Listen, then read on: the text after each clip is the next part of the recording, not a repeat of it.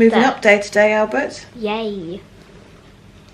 After lunch, we'll be going back into our normal classrooms. Well, that's fair enough. It gives you a way of practicing without getting too scary, doesn't it? Yeah. Are you nervous or are you excited? Both. Nearsighted. Nearsighted. I love it. You're nearsighted. Good morning. We're on to Friday. And try as I might to feel all bright and breezy, our beautiful British weather isn't making it very easy. It is the 1st of July. Granted, it's not cold, but it's just so wet.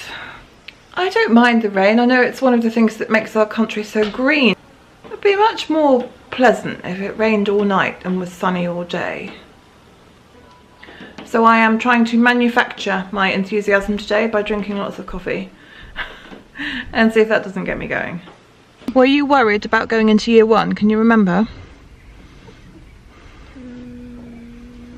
A bit. A bit?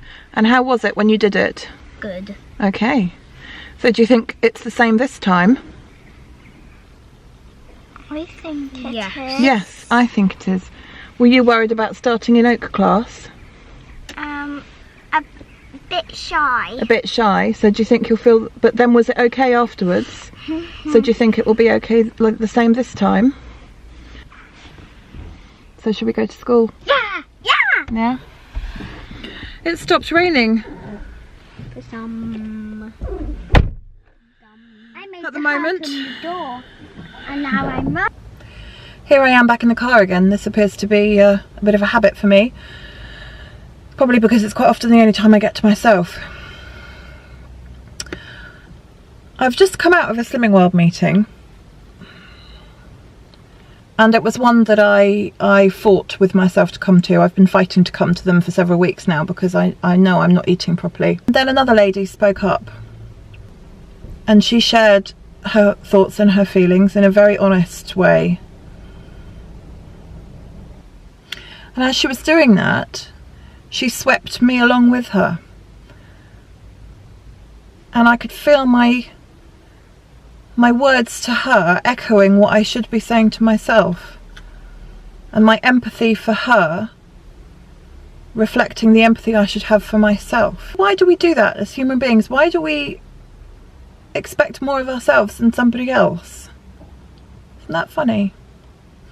Anyway, what it's done is I have come away from this meeting feeling very privileged, for a start, to have heard her speak and been a party to her feelings, because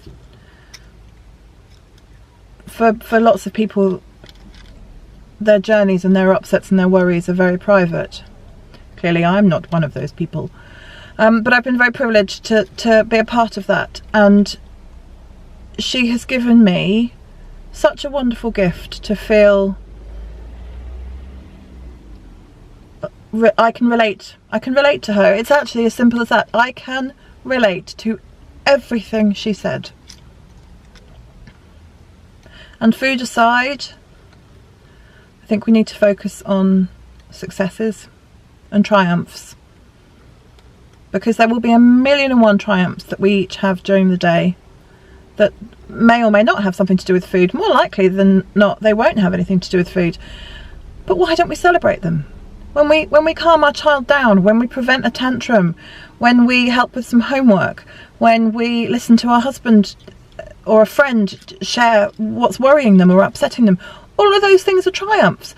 When do we congratulate ourselves about those? And we should. We must. And maybe an element of eating with more health and more consciousness will follow from that. So how funny, something that I absolutely did not want to do at all has turned out to be perhaps one of the best things I've done all week. Go figure. Life is weird.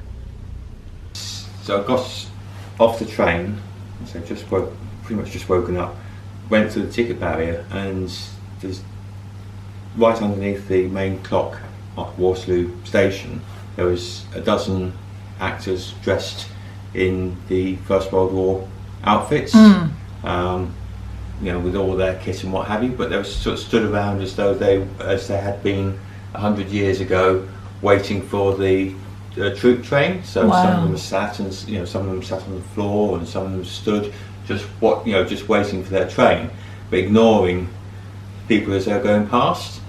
If somebody did come up, they had some cards, and they would hand the person the card, and on it would be the name and rank and the date of the death of one of the soldiers that died in the Somme. Oh my gosh.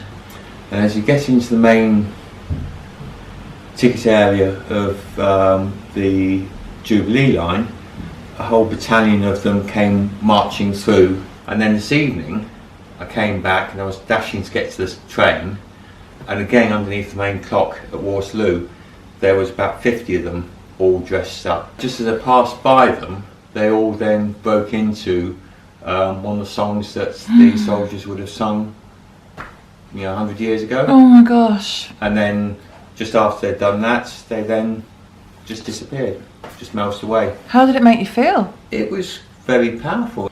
And I say, I'm kicking myself that I'm not up to that point where I'm able to just quickly whip out the camera and... Well, I don't know. I don't know if some things are meant to be filmed. You know, that was meant to be experienced. It's really powerful stuff. Well, I've had an epiphany, which should really be the name of a Cadbury's chocolate bar. An epiphany. I've had an epiphany. That really would make a great name for a chocolate bar. However, it's not. It's a mental process of realisation. I haven't looked that up in the dictionary. That's my definition. My teenager just came in, my teenage son, and I could have continued talking and just ignored him, but I'd have got an eye roll and it'd have made me feel silly and blah blah blah blah blah, so I stopped recording for a minute. So going back to what I was saying, it's kind of a ready steady cook thing. I get frustrated with recipes, and although I love recipe books, I get irritated with having to go through the instructions. Do I have this? Should I have this? Oh, I must buy this before I can make it. I have to buy this. The planning, not interested in it. It bores me. I like spontaneity. And that was a little snippet of wisdom that my mum gave me yesterday when I was stressing about something else. Spontaneity is a big thing for me. And along with that comes my attitude to cooking in the kitchen. And I also love the idea of being able to create something out of not much at all. So while I was rooting around in the freezer for some completely random reason, I don't even remember what it was, I came across a bag of sliced bloomer bread. Clearly we'd had some leftover bread for some reason, going back quite a long time I would think. So I obviously sliced it and stuck it in the freezer. And I thought, before my whole Slimming World side of my brain got pushed to the back, and I thought, oh, I can get that out and I can make some bread pudding. So I did. I took it out of the freezer. And as I was plotting and planning my bread pudding, the Slimming World part of my brain began to nudge its way back in and say, you can't make that. You can't eat it. You can't have that. I thought, but I want to make it. I want to enjoy this process. So I ummed and ahed about it for a few hours, and then in the end I went for it, and I have made a bread pudding. Look at this. Ta-da! Bread pudding. The buzz and the vibe and the pleasure that I got from creating something out of nothing, a few slices of bread from the freezer and everything else, the stuff that I already have in the cupboards anyway, feels amazing. I want that feeling back again. I want to enjoy being in my kitchen again. So having become a little bit bored and disillusioned with the whole diet thing, I'm refocusing slightly and trying to find things that I really enjoy.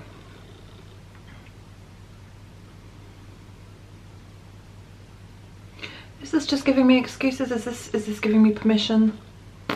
Don't know.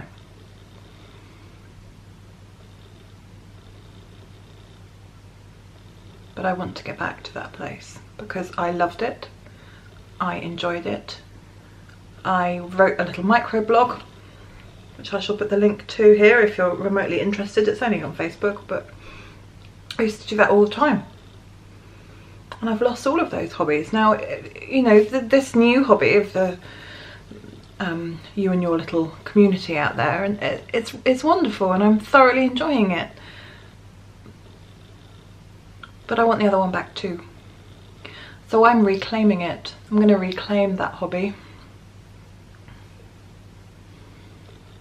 I'm going to have 2 hobbies. I'm going to be multi-hobbied. That sounds wrong. Sounds dodgy.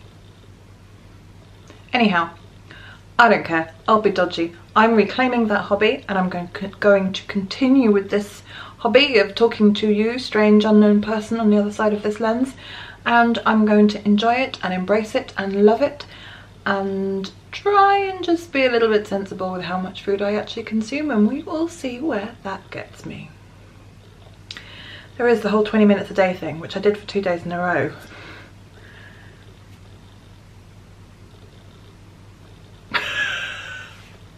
I've got as much staying power as something with not much staying power. Someone keeps messaging me. I shall see who that is in a minute. So there you go, that's my little epiphany. In fact, it's a big epiphany. It's a big epiphany and I'm proud of it. Try saying epiphany several times in a row really quickly. Epiphany, epiphany, epiphany. Okay, let's go for 10. Epiphany, epiphany, epiphany, epiphany, epiphany, epiphany, epiphany, epiphany. Okay. 7 is about my limit.